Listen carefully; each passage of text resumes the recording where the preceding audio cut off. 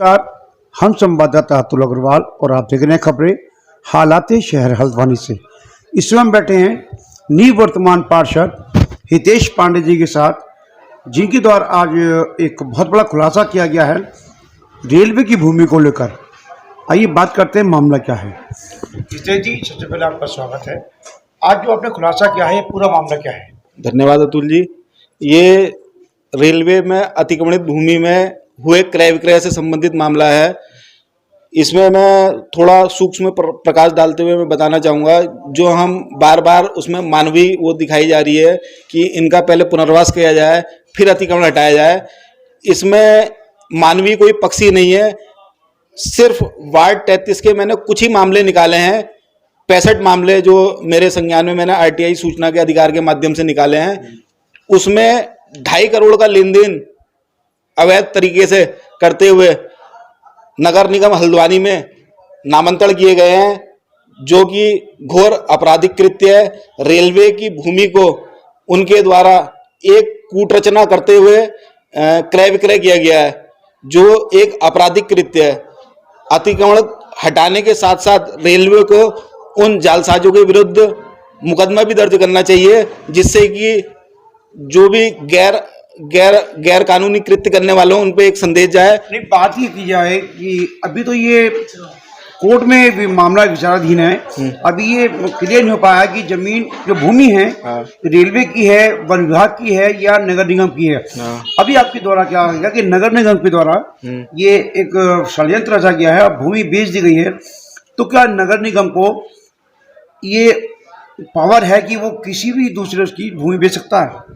नगर निगम, इसमें मैं ये कहना चाहूँगा, रेलवे द्वारा एक अपना सीमांकन तय किया गया है। सबसे पहले तो जो रेलवे द्वारा सीमांकित भाग है, उसको उस भाग के अंदर ही जो वार्ड आता है, वार्ड 33, मेरे द्वारा जो भी तथ्य उजागर किए गए हैं वो रेलवे द्वारा जो सीमांकन किया गया है, उस आधार पर आज की स्थिति में वो रेलवे की भूमि है, जिसको क्रय विक्रय एक कूटरचित दस्तावेज द्वारा बनाते हुए लोगों ने आपस में अवैध लेन देन करते हुए राजस्व की हानि पहुंचाते हुए रेलवे अतिक्रमणित भाग में किया गया है। वही बात की जाए, जैसे अक्सर सुनने में आया कि ये भूमि रेलवे की है और रेलवे अक्सर कार्रवाई भी करता है।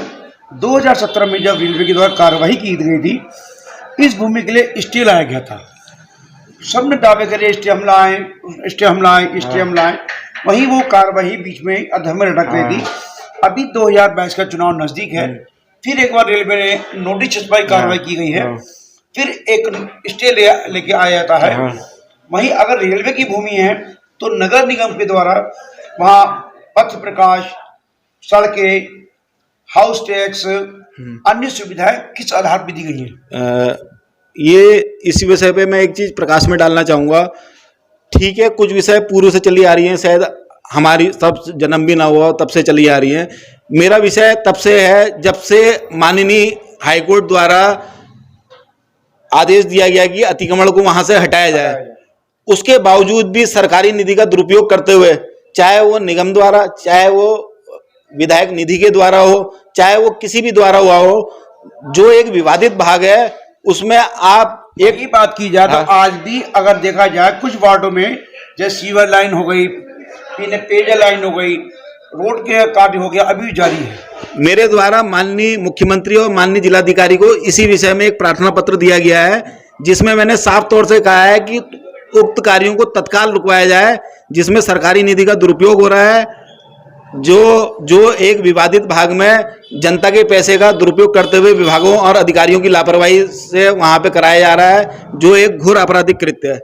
जो आपके द्वारा आज खुलासा किया गया है, जो भी खुलासा है जमीन क्रय का, विक्रय का, कि नगर निगम के मिली भगत से हो रहा है, किसी मिली भगत से हो रहा है, क्या ये जानकारी रेलवे विभाग को है? रेलवे विभाग को भी मेरे द्वारा पत्राचार के माध्यम से साक्ष्यों के साथ रजिस्टर्ड डाक द्वारा भेजा गया है। जितने का मैं सामर्थ्य रखता हूं, जहां जहां मेरे को प्रार्थना पत्र भेजना था, मेरे द्वारा सबको साक्ष्यों के साथ रजिस्टर्ड डाक द्वारा भेज दिया गया है। अब आपको लगता है जो आपके द्वारा आज इतनी बड़ी कार्रवाई की है, घोटाले का खुलासा किया गया है, क्या ऐसे मामले की संज्ञान सरकार लेगी, रेल मंत्रालय लेगा, या नगर निगम लेते हुए इस पर ठोस कार्रवाई की जाएगी?